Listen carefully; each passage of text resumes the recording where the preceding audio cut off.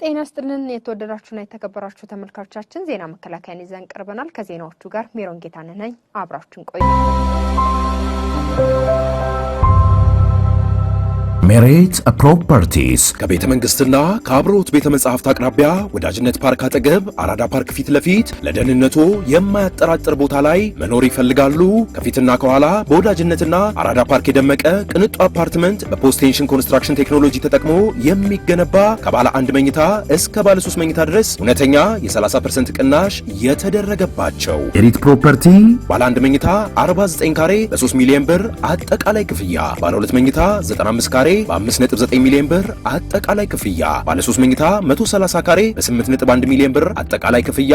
ቀድመው ለሚመጡ ደግሞ ውስን ደንበኞች የማስተዋወቂያ ዋጋ በካሬ 63000 ብር ብቻ። በዚሁ መንደር ውስጥ መዋኛ ገንዳ፣ ጂምናዚየም፣ ደረጃውን የጠበቁ ሰፋፊ ሊፍቶች፣ ምቹና በቂ መኪና ማቆሚያ ቦታዎች፣ ዘመናዊ የደረቅ ቆሻሻ ማስወገጃ፣ አውቶማቲክ ጄኔሬተር የተገጠመለት የከርሰ ምድር ውሃና ለተለያዩ አገልግሎት የሚውል ሰገነትን አካቷል። ለበለጠ መረጃ በ0923 4913 ላይ ይደውሉ። ሜሪት ፕሮፐርቲስ። ጤና ይስጥልን የተወደዳችሁና የተከበራችሁ ተመልካቾቻችን ዜና መከላከያን ይዘን ቀርበናል። ከዜናዎቹ ጋር ሜሮን ጌታነህ ነኝ። አብራችሁን ቆዩ።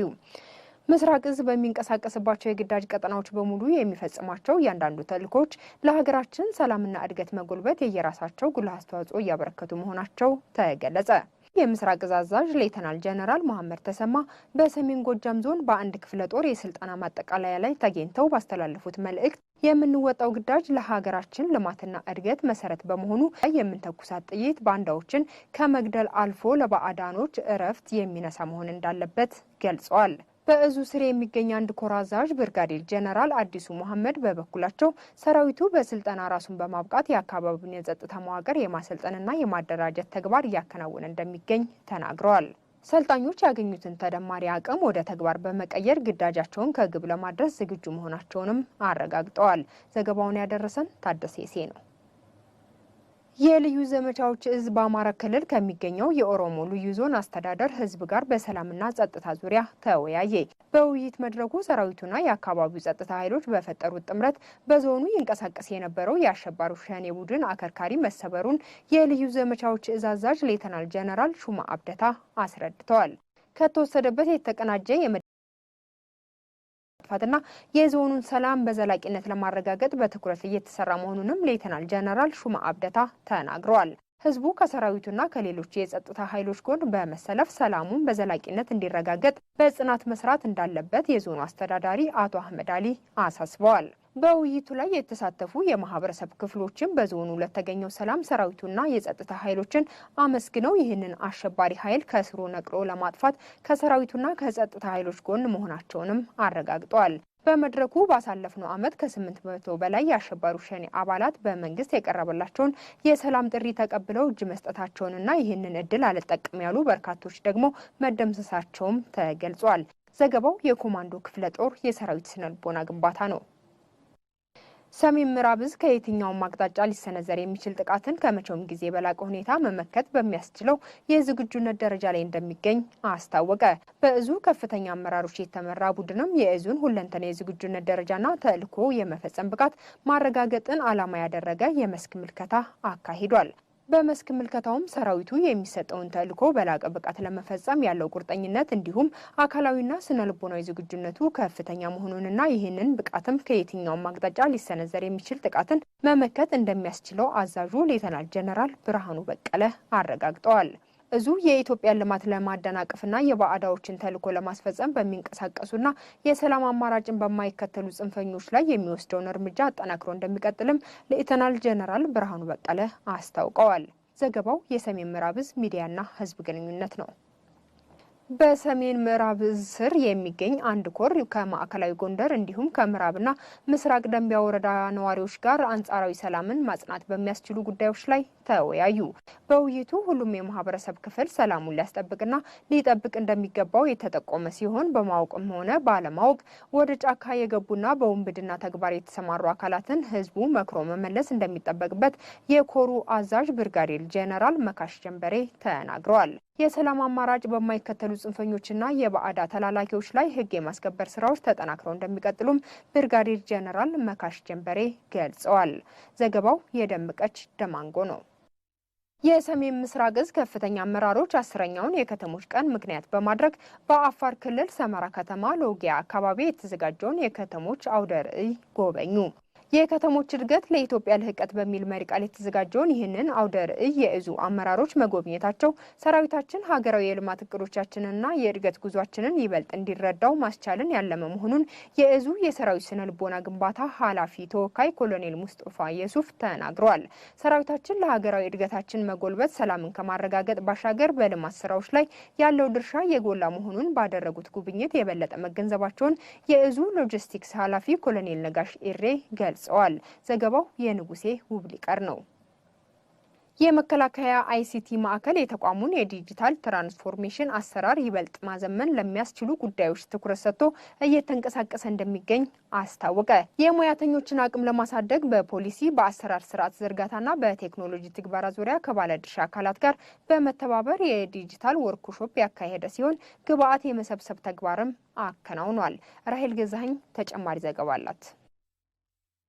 የመከላከያ አይሲቲ ማዕከል ተቋሙን በቴክኖሎጂ ለማዘመን ከባለድርሻ አካላት ጋር በስትራቴጂክ ፖሊሲ ቀረጻ ዙሪያ ያተኮረ የመጀመሪያ ምዕራፍ ግብአት የመሰብሰብ ሂደት ነው ያከናወነው። የመከላከያ አይሲቲ ማዕከልን በማዘመንና በአዳዲስ ቴክኖሎጂ የአሰራር ስርዓት መገንባትን ያለመ ወርክሾፕም አካሂዷል። በወርክሾፑ ላይ ከኢትዮ ቴሌኮም ጋር የተሰራ ጥናታዊ ሰነድ የቀረበ ሲሆን በባለድርሻ አካላት ውይይት ተደርጎበት ግብአትም ተሰብስበዋል። የአይሲቲ ማዕከሉ የተቋሙን የኢንፎርሜሽን አሰራር በመቀየር ዘመናዊ መተግበሪያዎችን እያበለጸገ ቴክኖሎጂው የሚመራበትን ሂደት እያስተካከለ እንደሚገኝ ኃላፊው ብርጋዴር ጄኔራል ጥላሁን አሸናፊ ገልጸዋል። ብርጋዴር ጄኔራል ጥላሁን አሸናፊ አያይዘውም የሙያተኞችን አቅም ለማሳደግም ከኢትዮ ቴሌኮም ጋር ዘርፈ ብዙ ስራዎችን እየሰራ እንደሚገኙ ተናግረዋል። እኛ ከምንሰራው ስራ አንፃር ምን መጨመር አለበት? ምክንያቱም እያንዳንዱ መመሪያ ይሁን ጋይድላይን በኦርጋናይዜሽኑ ኮንቴክስት ነው መቀረጽ ያለበትና ከዛ አንፃር በተለይ ከመከላከያ የተለያዩ ክፍሎች የመጣችሁ ብዙ ይጠበቅባቸዋል። ኢትዮ ቴሌኮም ለአይሲቲ ማዕከሉ አጋዥ በመሆን በትብብር እየሰራ እንደሚገኝ የገለጹት በማዕከሉ የሲስተም ልማት መምሪያ ኃላፊ ኮሎኔል ጉሽ ገብረ ሚካኤል በሰነዶቹ ላይ የተካሄደው ውይይትና የተገኘው የጋራ ሀሳብ ለተቋማዊ የሳይበር ደህንነት አሰራር ትልቅ ፋይዳ እንዳለው ጠቁመዋል። ኢትዮ ቴሌኮም ከመከላከያ ጋር በትብብር እየሰራ እንደሚገኝ የተናገሩት የኢንፎርሜሽን ሴኩሪቲ ስራ አስኪያጅ ወይዘሪት ሰላማዊት አሰፋ ቴክኖሎጂውን በ2030 ዘመናዊነቱን ይበልጥ በማሳደግ በተግባራዊ አጠቃቀም ዙሪያ በሙያተኞቹ በቀረበው ሰነድ የልምድ ልውውጥ መደረጉን ገልጸዋል።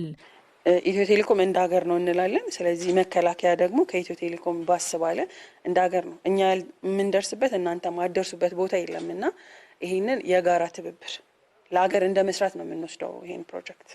ከጥናታዊ ሰነዱ የተገኘው ግብአትና የቀረበው ትንተና የሳይበርን ደህንነት ለማረጋገጥ የሚያጋጥሙ ጥቃቶችን ለመከላከልና ወደ ዲጂታላይዝድ አሰራር ለመምጣት እንደሚያግዙ በአዲስ አበባ ዩኒቨርሲቲ የኮምፒውተር መተግበሪያ አበልጻጊ መምህር ነቢያት ፍቅሩ ጠቁመዋል። ማዕከሉ በቀጣይ ትግበራው የቀረበውን ጥናታዊ ሰነድ የማሻሻል ስራ እንደሚሰራና ቴክኖሎጂ ፖሊሲ ሀሳቦችን የማጽደቅ ስራዎችን እንደሚያከናውን አስታውቋል። የመከላከያ ጥናትና ምርምር ማዕከል በስሩ ለሚገኙ የሰራዊት አባላት በሁለገብ አስተሳሰብና የመረጃ ብቃት አስፈላጊነት ላይ ያተኮረ ስልጠና ሰጠ። ማዕከሉ በአስተሳሰብ በጥናት አካሄድ መንገዶች እንዲሁም በጊዜና ሀብት አጠቃቀም ሂደት ስነ ምግባርን እንደሚያስቀድም በስልጠናው ተጠቁሟል። ዘገባው የማርታ ግርማ ነው። ተጨማሪ አለን። የመከላከያ ጥናትና ምርምር ማዕከል ሁለገባዊ አስተሳሰብን ማሳደግና የመረጃ ብቃት አስፈላጊነት ላይ አተኩሮ በሰጠው ስልጠና ጂኦፖለቲካዊና ተያያዥ ጉዳዮች ተነስተዋል። ወታደራዊ ጉዳዮችን ከመንግስት የፖሊሲ አቅጣጫና ከተቋማዊ ተልዕኮ ጋር በማስተሳሰር ተንትኖ ማደራጀትና ይህንንም መረጃ ሰንዶ ለተቋሙ ከፍተኛ አመራሮች ለማቅረብ ሁለገብ አስተሳሰብን መላበስ አስፈላጊ መሆኑን የመከላከያ ጥናትና ምርምር ማዕከል ኃላፊ ብርጋዴር ጄኔራል ይታያል ገላው ጠቁመዋል። የተቋሙን የንድፈ ሐሳብ የፖሊሲና የአሰራር ሕግ ሰንዶ በማዘጋጀት ረገድ የባለድርሻ አካላትን አቅም መጠቀም አስፈላጊ መሆኑን የገለጹት ብርጋዴር ጄኔራል ይታያል ገላው ለተጠቃሚው አካል የማስረጽ ስራ ከሰልጣኝ ሙያተኞቹ የሚጠበቅ ተግባር መሆኑን ገልጸዋል። ተቋሙ የሚመራባቸው የተለያዩ ፖሊሲዎች፣ መመሪያዎች፣ ማኑዋሎች፣ አሰራሮች ላይ ማስተካከያ በማድረግ እንዲሁም የተቋሙ ሲቪልና ወታደራዊ ዘርፎች እድገትን በማረጋገጥ ዓላማ ላይ ያማከለ መልኩ ማዕከላችን የተናበበ ስራ በመስራት የዘመናዊ ሰራዊት ግንባታ ስራዎች እየደገፈ ይገኛል። ስልጠናውን የወሰዱ የማዕከሉ የሰራዊት አባላትና አመራሮች በበኩላቸው ማዕከሉ ለፕሮፌሽናል ሰራዊት ግንባታ ሂደቱ መሳካት የራሱን አስተዋጽኦ ማበርከቱን አስታውሰው ስልጠናውም ለቀጣይ ስራቸው ስኬት ከፍተኛ መነሳሳት መከላከያ ጥናትና ምርምር ማዕከል የፖሊሲና ስትራቴጂዎችን፣ ተቋማዊ ለውጥን፣ ቴክኖሎጂንና የሰው ሀብት አደረጃጀትን ጥናትን መሰረት በማድረግ የስትራቴጂክ አመራሩን ውሳኔ አጋዥ የሚሆን ምክር ሀሳቦችን በማቅረብ ከፍተኛ አስተዋጽኦ እያደረገ ነው የቆየው። በቀጣይ ምንድነው ዓለም ምን እንደሚመስልና ይሄ ኢትዮጵያ ያለችበት የጂኦፖለቲካ ምህዳር ምን መምሰልን ምን እንደሚመስል ግንዛቤ ወስደን ከዚህ አንጻር ተመራማሪው ምን ማድረግ እንዳለበት በቀጣይ መረጃዎችን እንዴት ሰብስቦ እንዴት አደራጅቶ ለውሳኔ ሰጪ አካል ምስል የሚሰጥበት ሁኔታ እንዴት መመቻቸት እንዳለበት አጠቃላይ ሆነ ግንዛቤ ነው የወሰድነው። በተያያዘ ዜና የመከላከያ ጥናትና ምርምር ማዕከልን በሙያቸው ሲያግዙ ለነበሩ የመከላከያ ሰው ሀብት ዋና መምሪያ አባላት ምስጋናና ሽኝት ተደርጎላቸዋል። በሰሜን ወሎ ዞን ላስታ ወረዳ ቡግና አካባቢ የሚንቀሳቀስ የአንድ ክፍለ ጦር የሰራዊታችን ክፍል በስፍራው መሽጎ በነበረ ጽንፈኛ ቡድን ላይ እርምጃ ወሰደ።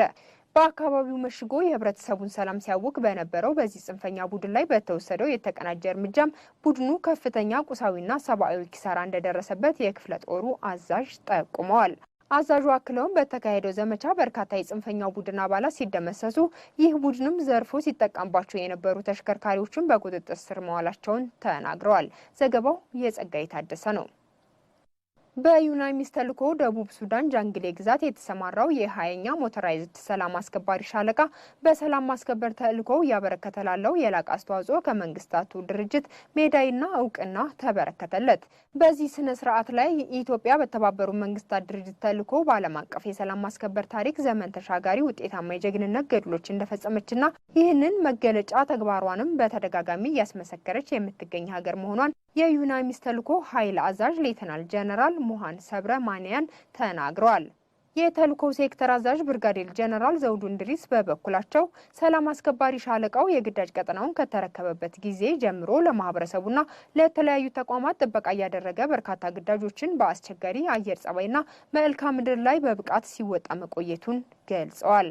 ኢትዮጵያ በደቡብ ሱዳን ዘላቂ ሰላም እንዲሰፍን ከዓለም አቀፉና ከአካባቢው ሀገራት ጋር በመሆን እያደረገች ያለውን ግንባር ቀደም ተሳትፎ አጠናክረን እንቀጥላለን ያሉት ደግሞ የ20ኛ ሞተራይዝድ ሰላም አስከባሪ ሻለቃ አዛዥ ኮሎኔል ሰጥዬ አራጌ ናቸው። ዘገባው የአንዋር ሁሴን ነው። ተመልካቾቻችን ዜና መከላከያ እስካሁኑን ይመስል ነበር። ከቀሪ የመከላከያ ሰራዊት የቴሌቪዥን ፕሮግራሞች ጋር ጥሩ ጊዜ ይሁንላችሁ።